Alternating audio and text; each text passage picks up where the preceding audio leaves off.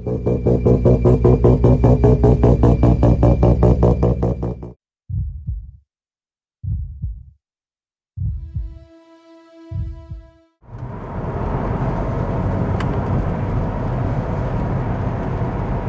right, what are we going to talk about today?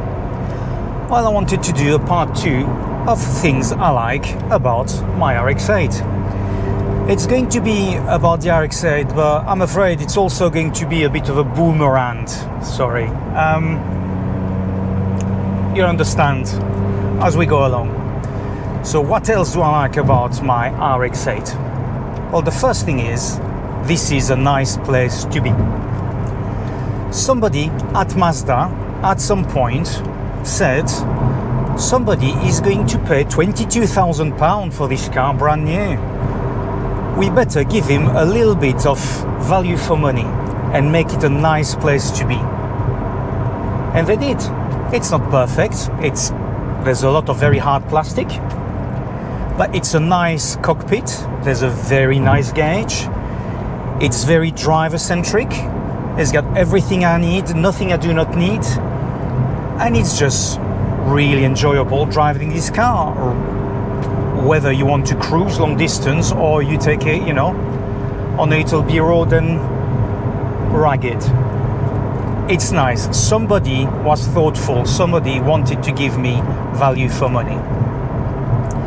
Compare that to a brand new car nowadays, when the same engineers basically say, somebody's going to pay £60,000 for this car. We'll give him an iPad, a wireless charger, and a steering wheel. Actually, scratch that. Put the wireless charger behind a paywall. Make him pay subscription to use it. Because it's literally what manufacturers are doing nowadays. And I'm glad I have a car old enough that, it dates back to a time where manufacturers were actually trying to give a little bit of, at least perceived, value for money to their car owners. This is a nice place to be. I absolutely love being behind the steering wheel of this car. It's my therapy. What else do I like about the RX8? Analog is your friend. It's going from a dude who loves all sorts of things electronic, all sorts of gadgets, all sorts of toys. As far as car is concerned, analog is your friend. This is an analog car. If I want to go somewhere, I start the car up and off I go. I don't have to spend 10 minutes going through several sub-menus and disable countless driver's aid, knowing full well that as soon as I switch the contact off and I restart the car, I'll have to do it all over again. And there's no way I'm going to drive a car that beeps, bongs, buzz and flash at me non-stop. This drives me insane. I don't need any of it. I don't need any of that. Speed warning.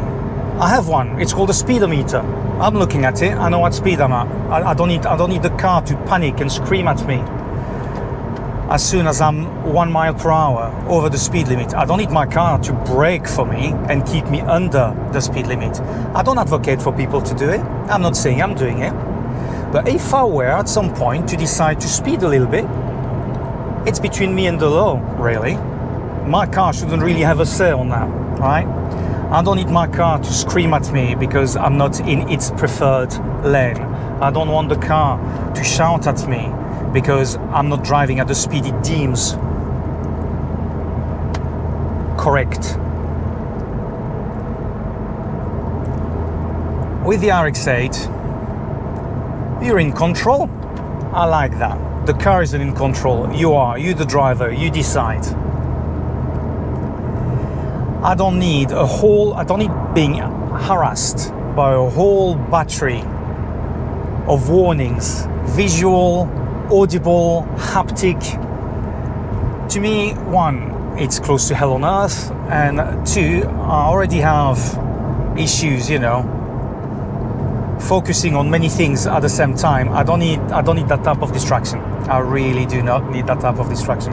It just makes any drive really obnoxious. And not only that, but a lot of those systems do have some quirks and do malfunction from time to time. If you've never had your adaptive cruise control freaking out on you in the middle of motorway and slam the brakes on you for no reason whatsoever, I can tell you ever known sheer terror. I was there. It wasn't nice.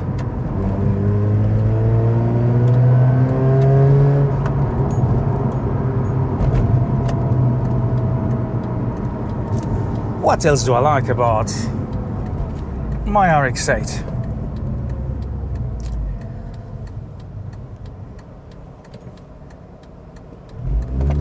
Analog is your friend. This car is not connected. It doesn't have a SIM card. It doesn't relay telemetry away as you are driving. Basically, it doesn't snitch on you. Modern cars have a black box. They record everything you do as if you were just a brand new driver. And they snitch on you. So far, they just sent telemetry to the manufacturer. So the manufacturer can find any excuses it can to not honor their warranty, for example. Has happened to a fair few people. In places like the US, that telemetry is already being sold back to brokers who trade it to insurance companies. Yeah. Can you imagine that? Your car is snitching on you. You don't get any convictions. You don't get caught speeding. You don't get caught doing anything you shouldn't do. And at the end of the year, when it's renewal time for your insurance, suddenly your quote has gone up because some insurance broker somewhere has decided it doesn't like the way you drive. And that turn, that was 0.1 G too fast really, and that braking was a bit aggressive.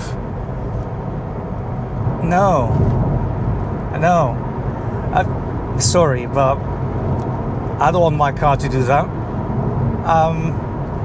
It's just another excuse to farm you for data and sell that data to other people who can then basically screw you. No interest in it whatsoever. The technology is already there. It's only a question of time before your car snitches on you directly to the police station around the corner. You take it on a nice little B road, you have a little bit of fun, and by the time you get home, you've already received an email with your speed tickets, your speeding ticket, your speeding fine. We just round the corner from it. We already have manufacturers immobilizing cars. Drivers get up in the morning, want to go somewhere. No, car immobilized, geolocked. You don't own the car. You don't have control over your car. The manufacturer has. Really sorry. Nope. Good girl RX8 here. She's not going to snitch on you. If you want to have fun, she'll have fun with you. If you want a nice relaxing drive, she'll have a nice relaxing drive.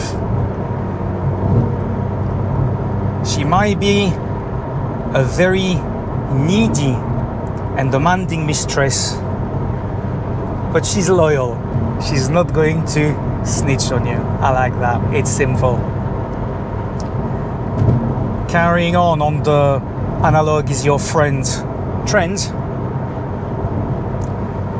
Should a pebble hit my windscreen, with some insurances it'll cost me nothing to get it replaced, and with others it will cost me £60. Compare that to a brand new car where you have right there a whole battery of cameras and sensors for your windscreen wipers, your lane assist, your adaptive cruise control.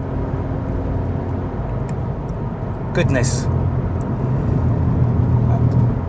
A crack on your windscreen will cost you up to £900 to get it replaced, should you have it replaced. The glass doesn't cost that much, but all those sensors, all those cameras, they need to be recalibrated by a specialist. Ka-ching! Nah. I have lane assist, it's my eyes. I have adaptive cruise control, my right foot, my steering wheel, my eyes. Don't need all of that. What else do I like about my Rx8? The steering wheel is round, have you noticed? I like that. You know, some manufacturers, you know, they think drivers want to be fighter pilots or something. Give them some kind of joystick, some kind of weird square thing.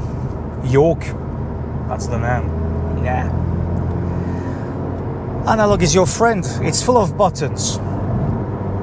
I don't have a 55-inch 4K TV in the middle of the dashboard. I don't need to go through 3 sub-menus to change the settings on my wipers or on my headlights, or just to change the volume on the stereo. I have buttons, not many. And do you have to look for them? No, because muscle memory does it, and you can't do that with a screen. If you want to change something on a screen as you're driving, you have to take your eyes off the road, which defeats the point of the batteries of warning the car is going to throw at you inevitably as you're trying to navigate through your radio stations on your screen. Muscle memory, you don't have to look for it. You have physical feedback, there are real buttons. I can change radio stations, I can change the volume, I can change the settings on the HVAC without ever looking at what I'm touching. I have spokes, I have buttons, it's all... I can be a little T-Rex and I still can touch everything. Simple, nice.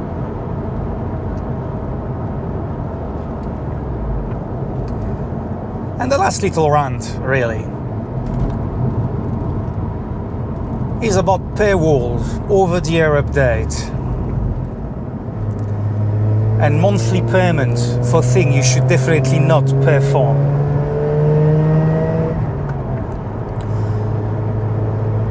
The first man who bought this car 19 years ago had it spec'd with heated seat. I'm the 7th owner since the first original owner of this car. Every single one of us has been able to use the heated seat. Do you know how? On, off.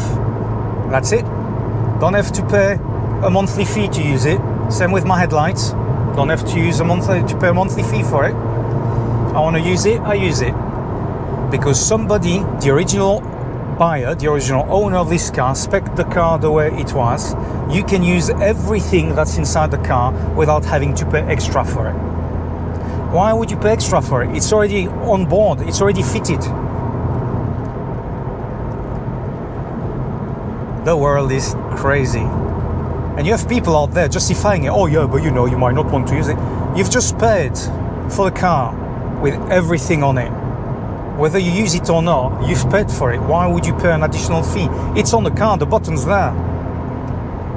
It's the same if I want to adjust my electrically adjusted seat.